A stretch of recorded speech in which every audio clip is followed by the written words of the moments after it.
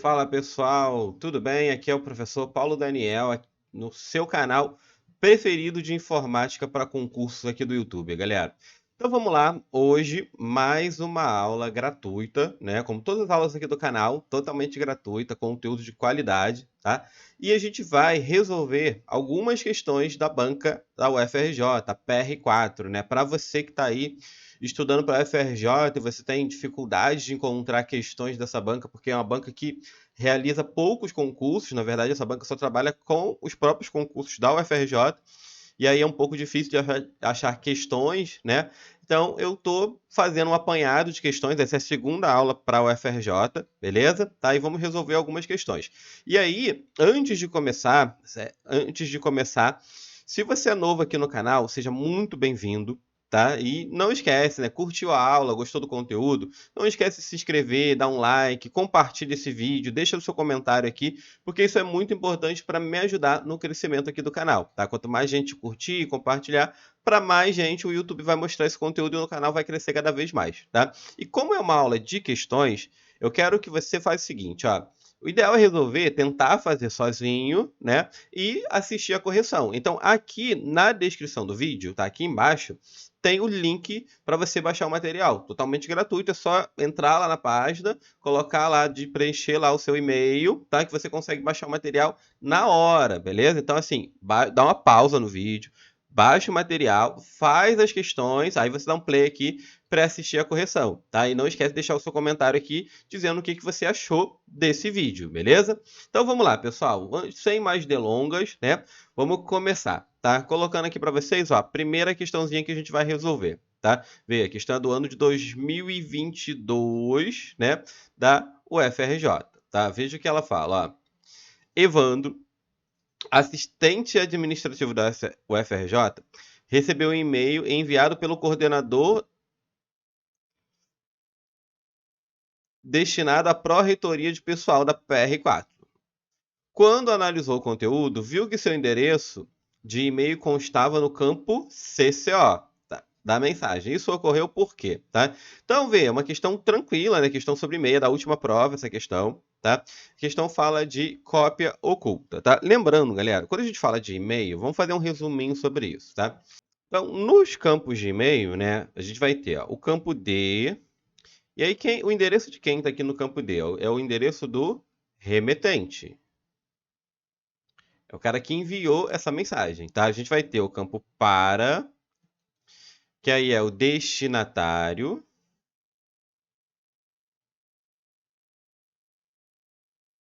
Aí detalhe, ó, destinatário original, tá? O destinatário original da mensagem, tá? Por que a gente fala que é o destinatário original? Porque quando a gente fala em cópia e cópia oculta, também são destinatários, tá? Mas a mensagem, a original, é enviada para quem? Para quem está no campo para, tá? Depois, ó, no campo CC, CC é o quê? Com cópia, né? Tem banca que já colocou em prova assim, cópia carbono, né? Porque o CC vem de carbon cópia. O examinador faz o quê? Ele traduz literalmente, né? Vira cópia carbono. Então, se na sua prova você vê uma questãozinha que fala de cópia carbono, é e-mail com cópia, tá? Então, aqui são destinatários. Vamos colocar assim, ó.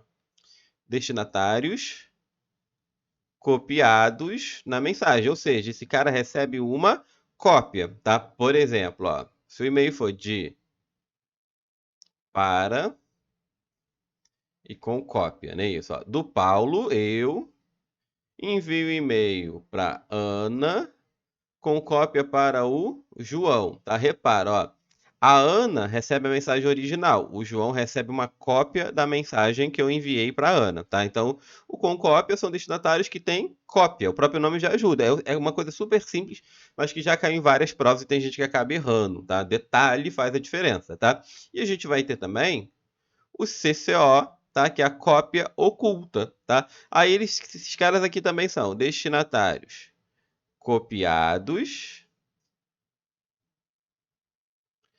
que não são visíveis. Opa! Destinatários copiados que não são visíveis para os demais destinatários, tá? Ou seja, ó, se eu incluir aqui, ó, o Paulo enviou o e-mail para a Ana com cópia com o João. Se eu botar aqui, ó, cópia oculta para a Maria recebe uma cópia dessa mensagem, mas nem a Ana, nem o João vão saber que o Paulo enviou uma cópia para Maria. Então é um destinatário que ele recebe uma cópia, a gente costuma falar, é um destinatário copiado que não é visível para os demais destinatários, beleza? Então isso aqui são os campos do e-mail, beleza? Então aqui, ó, o remetente no campo D, destinatário original no campo para. O cara recebe uma cópia, se ele estiver no campo com cópia ou cópia carbono, e o cara recebe uma cópia que não é visível para os outros destinatários, que os outros destinatários não saberão que ele recebeu essa cópia no campo cópia oculta, tá? Então, beleza, fizemos esse resumo, vamos lá na questão, tá? Então, ó, de novo, vamos ler a questão com calma, ó. Evandro, assistente administrativo da FRJ, recebeu um e-mail enviado pelo seu coordenador destinado à Pró-Reitoria de Pessoal, PR4. Quando analisou o conteúdo, viu que seu endereço de e-mail constava no campo CCO da mensagem. Isso ocorreu por quê? Ou seja, ele estava em cópia oculta, né? Lembrando, CCO é cópia oculta.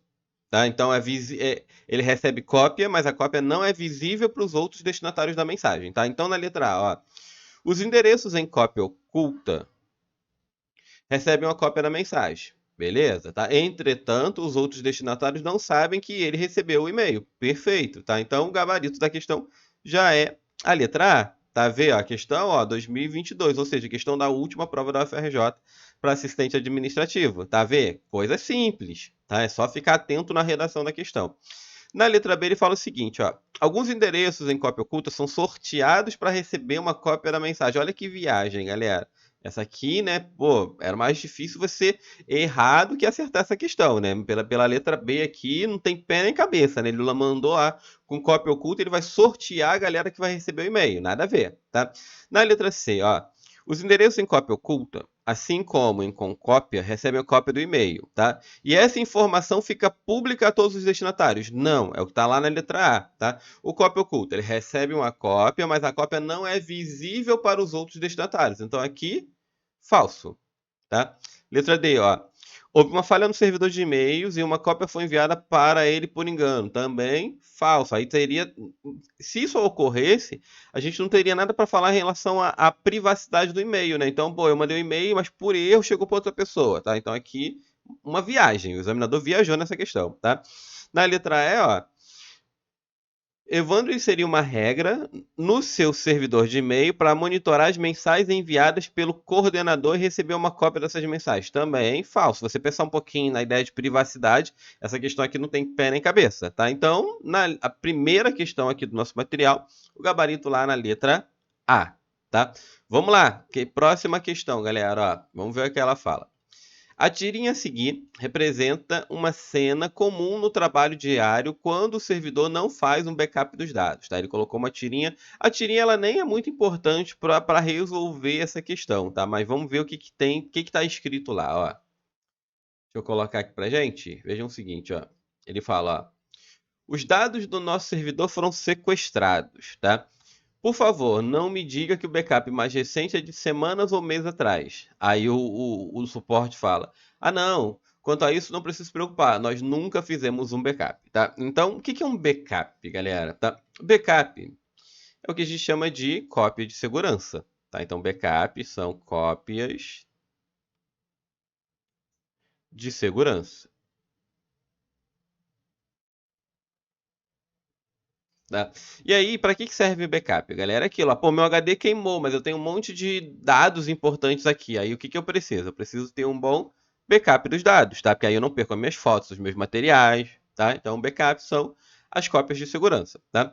E aí, falando nisso, né? Então, aí ele coloca aqui, ó. A prática conhecida como backup consiste em, na letra A, tá falando o seguinte, ó. Instalar programas de segurança de rede como Firewall para que os dados sensíveis não sejam sequestrados por hackers maliciosos. Não. Backup é você fazer uma cópia de segurança dos seus dados, tá? Então, falso, ok? Tá? Letra B, ó. Criar uma cópia digital de documentos físicos importantes para que sejam reimpressos caso de dano permanente de um documento original, tá? Mas aqui vê que ele fala de pegar o documento físico e fazer uma cópia digital. Ele não está falando necessariamente de fazer cópias de segurança, tá? Então aqui, falso, tá? Letra D, ó. Criar um relatório com os documentos que o servidor usa no seu trabalho diário, sendo um ponto de controle para recuperar tarefas pendentes. Vê, não é para recuperar as tarefas, né?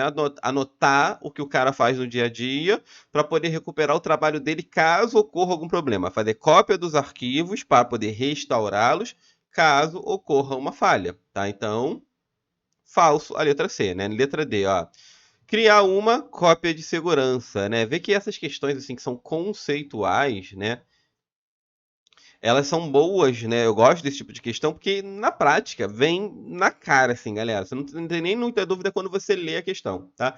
Guarda o que eu vou te falar agora. Para você que tá com medo aí, né? Fala, meu Deus, ferrou, vou fazer prova, né? Você é novo na área do concurso, tá? Ó, a PR4 não é, só pra gente aqui, só pra você que tá assistindo esse vídeo, a PR4, ela não é uma banca difícil, ok? Tá? A prova da PR4 é bem tranquila, tá? Claro, é briga de cachorro grande, né? Uma questãozinha, 200, 300, 500 posições. Uma questão vai decidir se você está dentro ou fora do número de vagas. Ótimo, tá? Mas por isso que você tem que estar muito bem preparado. Mas pensando em conteúdo, não é uma banca que assuste tanto, tá?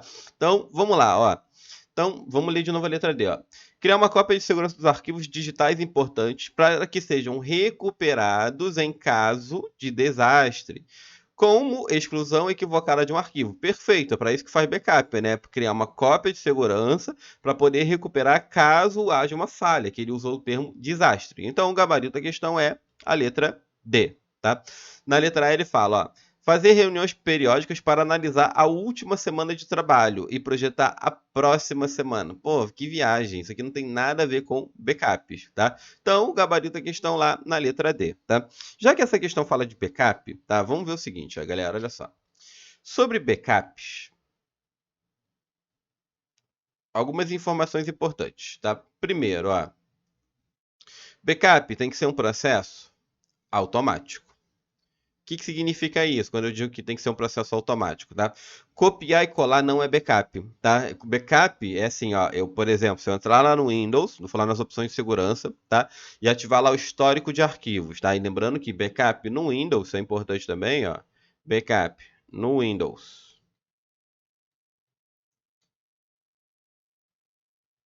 10.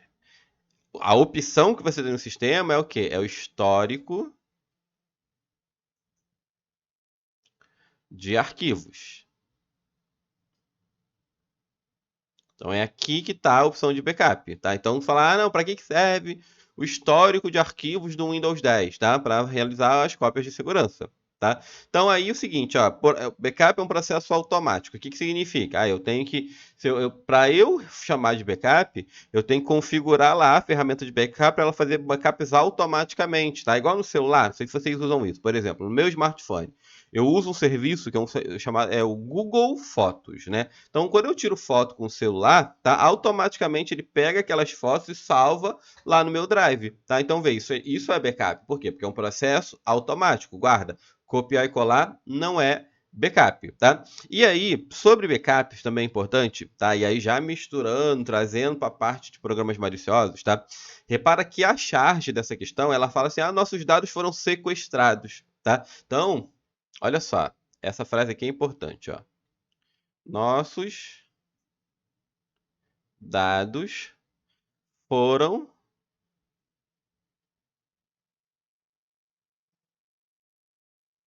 sequestrados. E quem é que sequestra dados, galera? Tá? É um programa malicioso que cai toda hora em prova chamado de ransomware. Guarda bem esse termo. Caiu na última prova, tá? Provavelmente isso aqui está bem na cabecinha do examinador. Está bem latente, deve aparecer algo parecido na sua prova, tá?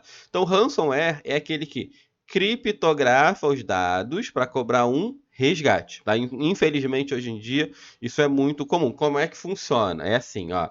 Pô, ligou o computador? Aí, né, daqui a pouco você quer abrir os seus arquivos, ele fala assim, digite o código, digite o código, digite o código. Você fala, cara, não sei nem que código é esse. Daqui a pouco você recebe uma mensagem, o cara deixa lá na tela do seu computador uma mensagem, ou então você recebe um e-mail, uma ligação, um SMS. Você é comunicado o seguinte, ó, nós, o hacker que o pessoal chama, né, ele fala assim, ó, nós sequestramos os seus dados. Você tem que transferir uma fração de Bitcoin, alguma forma, né, normalmente moedas virtuais, tá? Para a gente poder te devolver esses dados, tá? Então isso é o chamado sequestro de dados. O programa malicioso que faz isso, ele criptografa os dados para te cobrar o resgate dos seus dados, é chamado de ransomware. Beleza? Então, na questão que ele falou, pô, nossos dados foram sequestrados. O que aconteceu? Um ataque de ransomware. Beleza? Tá? Pô, mas olha só. E se por acaso, infelizmente, você sofreu um ataque de ransomware, mas você não quer pagar o resgate, você não tem sequer dinheiro para pagar o resgate. O que você tinha que ter para se proteger disso? Você tinha que ter um bom backup. Aquilo, ó, o cara indisponibilizou os seus arquivos aí na sua máquina, mas você tem um backup lá no seu Drive, por exemplo, no Google Drive, no OneDrive da Microsoft. Basta você poder recuperar os seus arquivos, tá? Então, ó, o backup é uma ferramenta que nos protege, inclusive, contra ataques de ransomware. Então, vamos lá. Então, fechamos aqui, né? O gabarito da questão foi a letra D, ok? Aproveitei e fiz um resuminho sobre backup e fiz o link aí sobre o que essa charge está falando, tá? Vamos lá na próxima, galera. Olha só. Terceira questão do nosso material, né? Vamos ver o que ela fala. No sistema operacional Windows 10, ao usar o programa Windows Explorer, é correto afirmar que... Então, olha só. Essa questão tem um probleminha nela, tá? Que é falar sobre Windows Explorer, tá? No Windows 10, tá? Qual é a função, se a gente parar, assim, se não for tão cri-cri, como o pessoal chama aqui no Rio de Janeiro, né? Se a gente não for tão ao pé da letra, né? Qual é a função do Windows Explorer? Ele é o gerenciador de arquivos. Vamos até colocar isso aqui para você anotar, ó. É o gerenciador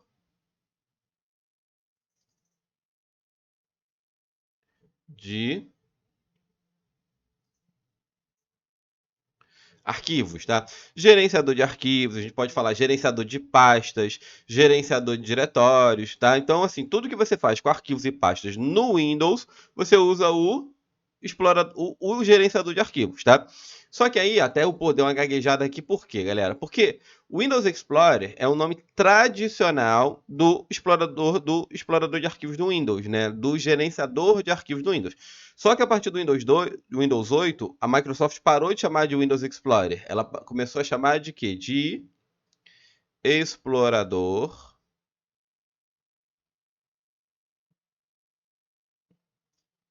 de arquivos, tá? Passou a chamar de explorador de arquivos, tá? Então, assim, qual é o erro que eu falei no início, tá? Hoje em dia, tá? Na prática, a gente não tem o Windows Explorer no Windows 10. A gente tem o explorador de arquivos no Windows 10. Esse cara aqui, ó, vejam.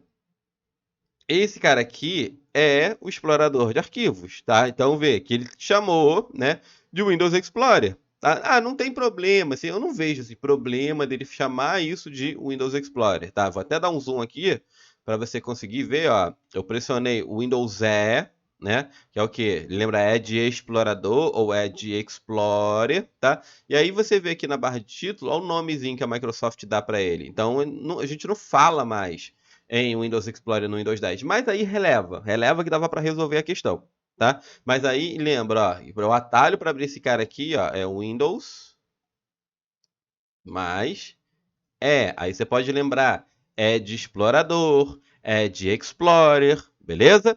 Vamos lá então, ó. Então é sobre o explorador de arquivos, que ele chamou, ele decidiu recuperar. A examinador da antiga, né? Não se adaptou ainda com a mudança, né? Que já tem tempo, né? Com a mudança lá de Windows Explorer passar a chamar explorador de arquivos, tá? Então vamos ver a letra A. O que a letra A fala? Ó? Um atalho usual para compactar arquivos de um diretório é acionar simultaneamente as teclas Ctrl e Z, né? Não, olha só, galera. Ctrl Z é para quê? É para desfazer. Vamos anotar isso, ó. Desfazer, tá? Então, né? Essa aqui já está falsa, tá? Letra B, vamos ver o que a letra B fala, ó. Na barra de endereços do Windows Explorer é possível acessar qualquer computador da rede, bastando digitar apenas o endereço IP, tá? Olha só, eu consigo acessar recursos de outros computadores da rede usando o Windows Explorer ou usando o explorador de arquivos? Consigo, tá? Mas eu só consigo acessar se eu tiver permissão para isso, ou seja, se aquele conteúdo estiver compartilhado para mim, tá? Então, por que essa aqui está falsa, né? Porque ele fala que eu consigo acessar qualquer computador da rede, bastando digitar o endereço IP. Então, isso aqui é falso, né? Eu deveria colocar. Eu consigo acessar recursos que são compartilhados para o meu usuário, tá? Não qualquer computador. Beleza? Só se eu fosse o administrador e tivesse acesso a todos os recursos de rede, tá? Então, mas como a questão não fala disso, tá falsa. Letra C, ó. Para selecionar um arquivo, clica-se sobre ele uma vez para abrir o editor correspondente. Clica-se a ele duas para abrir opa, peraí. Para abrir o arquivo, clica-se uma vez. Para abrir o editor correspondente, clica sobre ele duas vezes, tá? Já excluí, basta clicar 3 vezes. Errado, olha só. Quando você clica uma vez, você apenas seleciona. Quando você clica 2 vezes, você abre o arquivo. Aí você vai abrir com o editor designado pelo Windows. Ou seja, se for um documento de texto, ele vai abrir o Word provavelmente na sua máquina, tá? Mas não necessariamente só o Word. Ele vai abrir o editor de texto que está como programa padrão para esse tipo de arquivo. Tá? Se você abrir uma imagem, ele pode abrir o visualizador de fotos do Windows ou qualquer outro programa que seja o programa padrão para abrir aquele tipo de imagem, aquele tipo de arquivo. Tá? Então, quando ele falou uma vez, abre o arquivo, a questão já está falsa. 2 vezes, abre o editor correspondente? Falso, né? Aí seria assim, abrir o arquivo e abrir o editor correspondente, né? E 3 vezes excluir? Não, se você clicar 3 vezes não acontece nada, ele já abriu o arquivo, tá? Excluir é o quê? Pressiona Delete para ir para a lixeira, tá? Detalhe importante, ó. Quando você pressiona a tecla Del, é enviar para lixeira. E quando você pressiona o Shift Del, aí sim, ó, excluir permanentemente.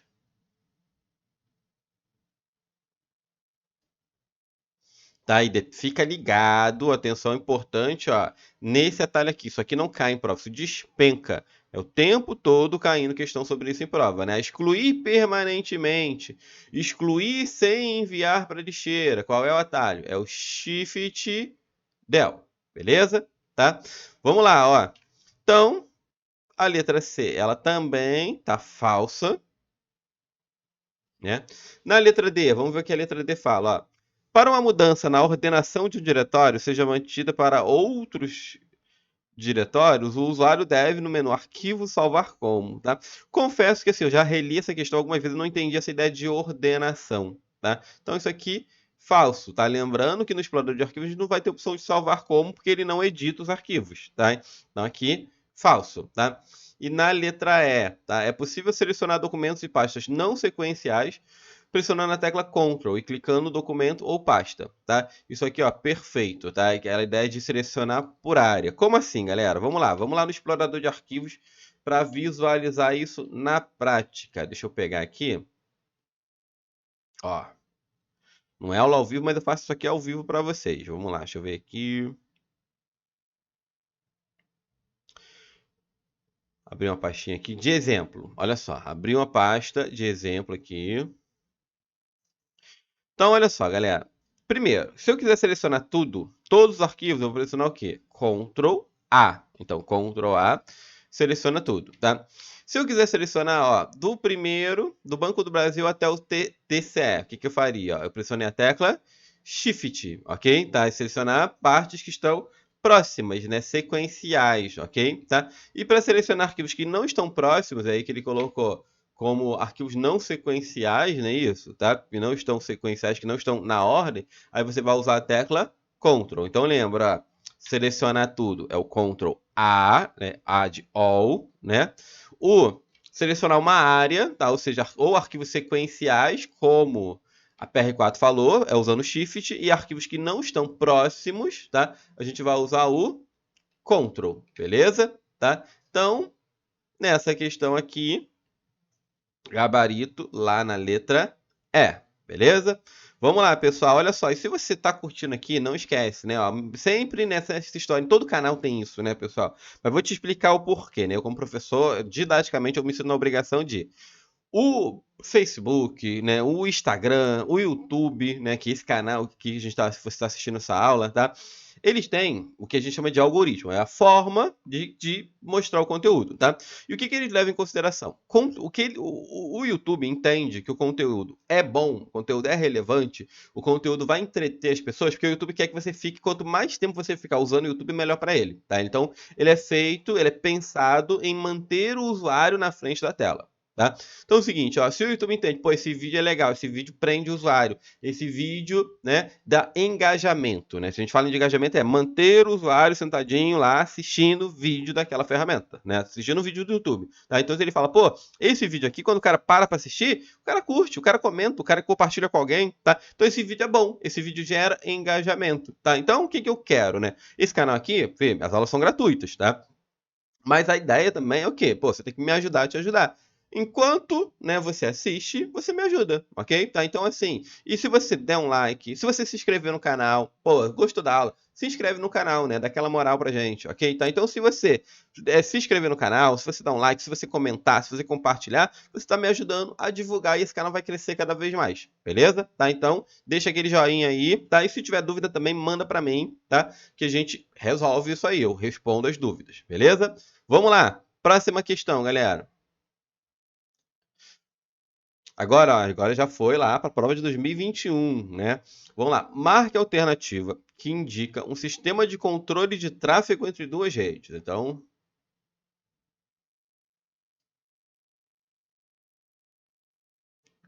duas ou mais redes que permite isolamento em diferentes perímetros de segurança.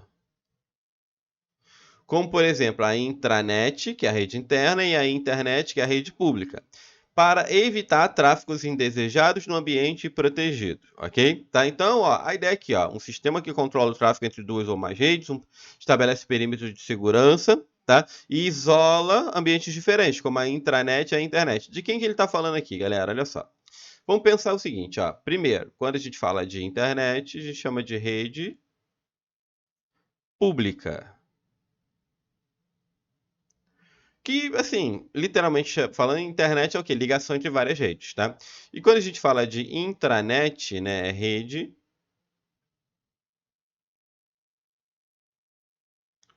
privada, ok? Tá? Lembra? Net é rede, intra é de interna, rede interna, tá? Então, qual é a grande diferença entre a intranet e a internet? O conteúdo da internet é público, o conteúdo da intranet é privado, tá? Só que é aquilo, ó, como é que eu protejo a minha rede? Vamos pensar assim, ó. Eu tenho aqui, ó, uma LAN, uma rede local e tenho a internet, que a gente tradicionalmente representa ela como uma nuvem, tá? Inclusive, né, quando se fala em computação em nuvem, o examinador está falando de quê? Está falando de internet. Beleza, tá? E aí, quem é que protege a intranet, né, contra os ataques que vêm da internet, né, que vem de fora? É o firewall. Então, esse cara aqui é o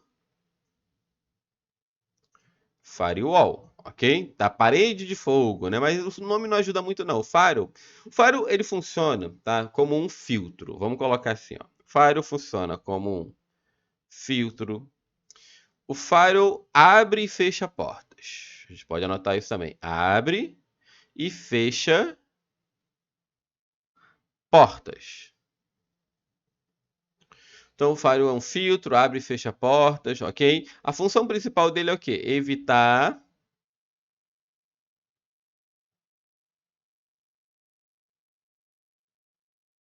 invasões, tá?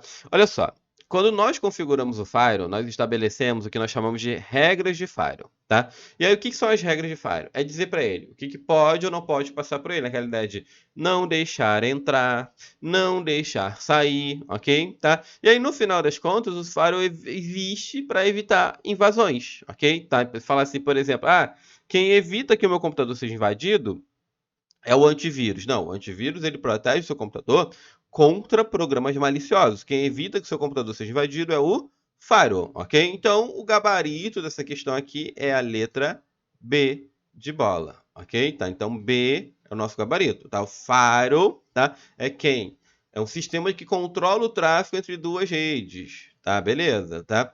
Permitindo isolamento diferente. Aqui, ó, o Firewall ele consegue isolar a rede local da intranet. Então, eu consigo, através do Firewall, através das regras de Firewall, evitar que outras pessoas consigam ter acesso aos arquivos, aos recursos da minha rede. Essa é a função do Firewall, evitar a invasão, tá? Em prova cai muito assim, ó, guarda assim, do jeito que eu vou falar agora, que é assim que cai em prova, ó. E quem é que evita acessos indesejados? Aí você para pensar, pô, o que é um acesso indesejado? Se a pessoa acessou indevidamente a minha casa, né? O cara invadiu a minha casa, tá? Então, quem é que evita isso na rede? É o firewall, tá? Então, gabarito essa questão aí, letra B de bola, tá? E aí, pessoal, olha só. Se você, né, espero que não, tá? Se você tá perdido em informática, tá? E assim, pô, vou fazer a prova da FRJ, detalhezinho assim, que eles prorrogaram, né? A prova vai ser bem mais lá na frente, vai ser só em setembro agora, tá? Você tem bem mais tempo para estudar, tá?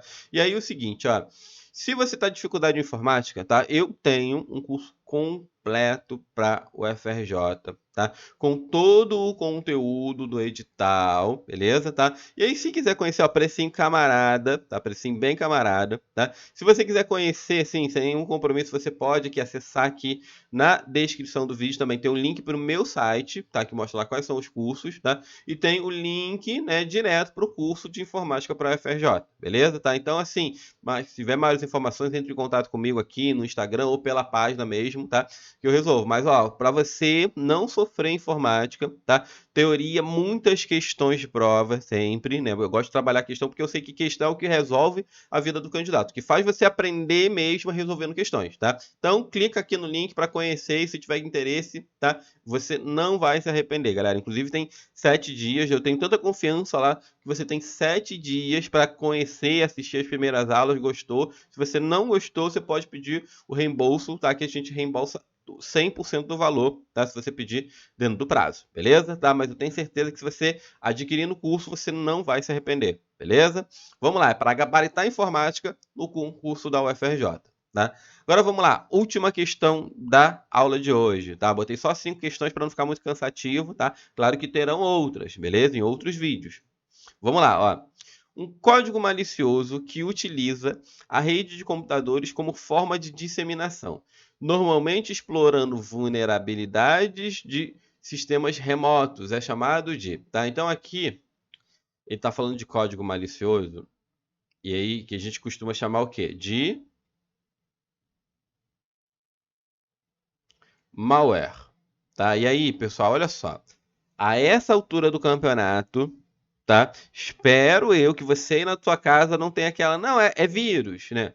Vírus é um tipo de programa malicioso, tá? Mas não existe só ele, tá? Por exemplo, aqui a gente tem, ó, Trojan, né? Worm, tá? Todos eles são programas maliciosos, certo? Tá? Então, ó, malware, né? De malicious software, tá? Então, aí, porque assim, tem que sair da ideia do usuário comum. O que que o usuário comum aprende, né? E aprende meio que por osmose, vai ouvindo um monte de coisa solta, né? E acaba criando conceitos na cabeça dele, mas que só existem na cabeça dele, tá? O que que o usuário comum costuma achar? Tudo que acontece de ruim, bota a culpa em quem? No vírus, tá? Ah, tá lento, tá travando, parou de funcionar. É porque tem vírus, né? Beleza. Só que olha só, não existe só o vírus. Existem vários tipos de programas maliciosos. Por exemplo, quando a gente fala de cavalo de Troia, que é o Trojan, é isso, tá? Ah, é um tipo de malware, né? Não é vírus, lembra? Trojan não é vírus, tá? Programa espião, spyware, aqueles que roubam dados, destrói relacionamentos, também não é vírus, é outro tipo de malware, tá? Pô, Paulo, mas eu nunca ouvi falar nisso. Onde é que eu vou ver isso? Claro, nas minhas aulas, tá? Mas também, ó, a banca, inclusive a PR4 lá da FRJ, ela tem uma referência, que é isso aqui, ó. Acesse esse endereço aqui, ó, gratuito, só para nós aqui, ó, só para quem assiste a aula aqui no canal e quem assiste as aulas nos meus cursos. Olha só, tá? Você vai acessar cartilha.cert.br.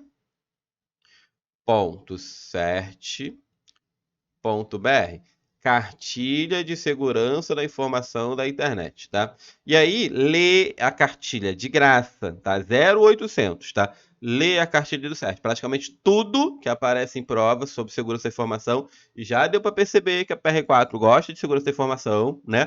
Então, tudo que aparece em prova vem da cartilha do CERT. Então, leia, baixa, lava lá PDF, baixa, tá? Mas não deixa guardado no computador, não. Lê, tá? Porque o que está na cartilha do CERT vai ser cobrado na sua prova, tá? E assiste as minhas aulas também, que é explicando os conceitos, mostrando como cai em prova, fazendo questões do assunto, beleza? Vamos lá então, vamos ler de novo. Ó, código malicioso que utiliza a rede de computadores como forma de disseminação, ou seja, ele vai se propagar, tá? Normalmente explorando vulnerabilidades em sistemas remotos, tá? Veja, ó, primeiro, se você leu a cartilha do CERT, se você já assistiu minha aula, você vai perceber que aqui nas respostas tem dois programas maliciosos, que é o Trojan e o Worm, né? Isso, o cavalo de Troia, e o Worm é o verme, tá?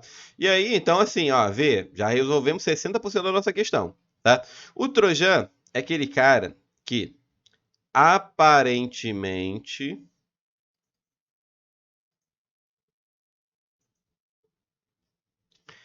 é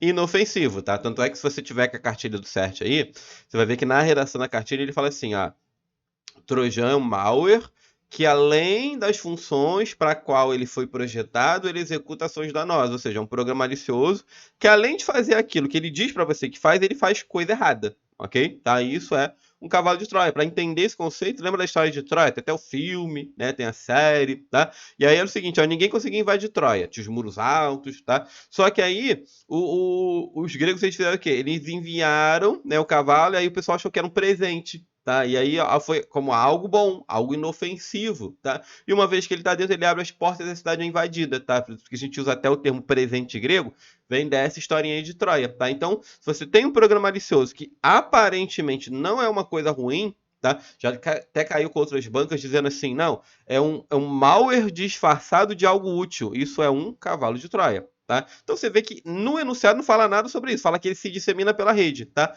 E aí, e o que é o Worm? O Worm é aquele cara que se auto-replica. Aí ele se espalha por e-mail, pela rede e principalmente nos discos removíveis. Ok? Tá, então ó, ele se espalha pela rede, por e-mail e principalmente nos discos removíveis, ok? Então o Worm é o tipo clássico do pendrive, sabe? Você pegou seu pendrive, usou em outro computador, usou no trabalho, usou na faculdade, usou numa lan house, né? Aí você chega em casa, você pluga o pendrive assim, parece um monte de arquivinho estranho, suas pastas viraram atalhos, tá? E você fala, caraca, meu pendrive pegou vírus. Ele não pegou vírus, ele pegou verme, tá? E aí, então, né, igual criança, andou descalço, não é isso, tá? Então, o Worm é aquele que se auto-replica, vê a ideia da disseminação, e ele se auto-replica, inclusive, pela rede, tá? E como é que ele faz isso? Ele explora vulnerabilidades de programas instalados nos computadores, tá? É assim que ele usa para se espalhar para outros computadores, tá? Então, a gente pode marcar aqui o gabarito na letra E.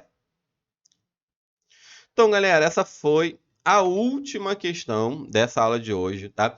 Muito, muito, muito obrigado pela presença de vocês aqui no canal, tá? Se você chegou aqui, caiu de paraquedas, tá? Não esquece de assistir às outras aulas aqui no canal, tá recheado de aulas, para todas, a maioria das aulas tem algumas aulas de teoria, inclusive muito do que a gente falou nessa aula aqui tem nas aulas de teoria, mas a grande maioria das questões que ele é um canal focado em questões de informática para concurso, beleza? Tá? E se gostou do conteúdo, não esquece de se inscrever, deixar aquele like, me seguir lá no Instagram também, que eu sempre compartilho lá, às vezes eu faço live em outros canais, canais de cursos que eu dou aula, canais de amigos meus também, às vezes eu dou uma moral, faço live por lá, então me segue lá no Instagram, que eu sempre divulgo por lá as novidades, beleza, galera? Então, grande beijo, tá? Força, tá? Não desiste, eu sei que é cansativo estudar para concurso, mas vale muito a pena, beleza? E lembra que tem que tomar muito cuidado porque tem que estar muito afiado, porque cada questãozinha conta, tá? Então, vou ficar por aqui, tá? Se você não me conhece, sou o professor Paulo Daniel e é uma honra, tá, receber vocês aqui no canal. Beijo e até a próxima aula, galera!